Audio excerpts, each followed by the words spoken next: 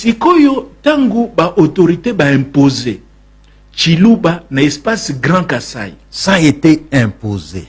Imposé parce que na école, yo, quel que soit tribu na yo, bana bake na classe, baza kotani sa bango na Chiluba. Ba imposé bango. Okoye kolo batenga na boy. Mais justement, tribu moko ya Grand Kassai, bango ba boy. Balobi biso tokostanga na Chiluba te.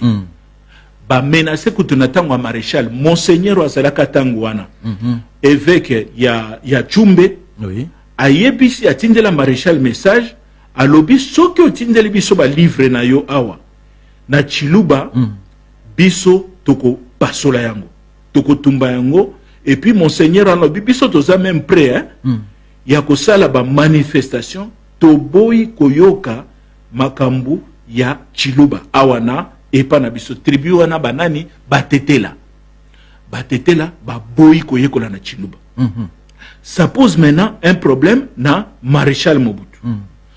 Maréchal Mobutu a salinini monseigneur atangwana kombo na ye Albert Yongwa, Albert Yongo muto ebisaki maréchal kotindela biso ba livre na yo ya Chiluba wate. Donc na Sankuru, maréchal il a un problème, tribu moko na Kasai ba boy ko ba Chiluba. Qu'est-ce que je dois faire abi? OK, il faut sikoyo atie commission moko en place, ba kende kotala. Tokoyi ko imposer na batete la te ki Congo et sa musika na bango.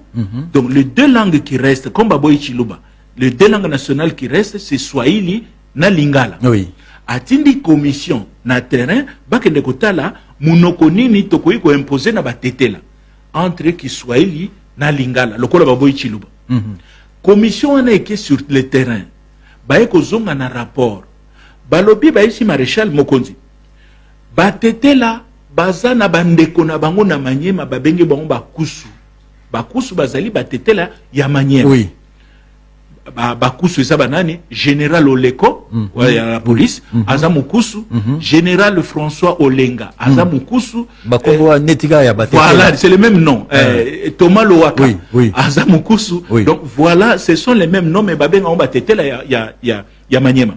Sikoyo rapport yeba lobi tokokiko pona ko faciliter lokola bandeko ba cousin na bango balobaka déjà Swahili to imposer Swahili na Sankuru.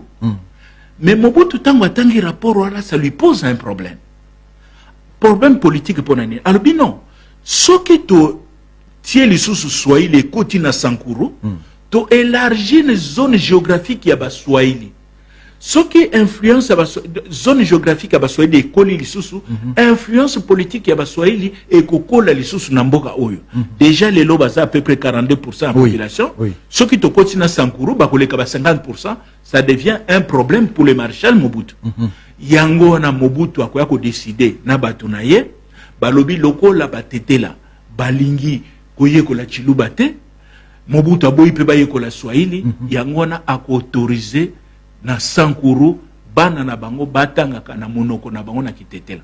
C'est la seule tribu au Congo oyo ba imposa bango aucune des 4 langues nationales. Toutes les autres tribus soit Golobi Swahili, Kikongo, Chiluba ou Lingala. Seul na Sankuru ba kendaka bana na bango ba kenda classe ba yekolaka na kitetela ba benga kango l'exception du Sankuru. Donc voilà un peu situation na niveau ya Sankuru.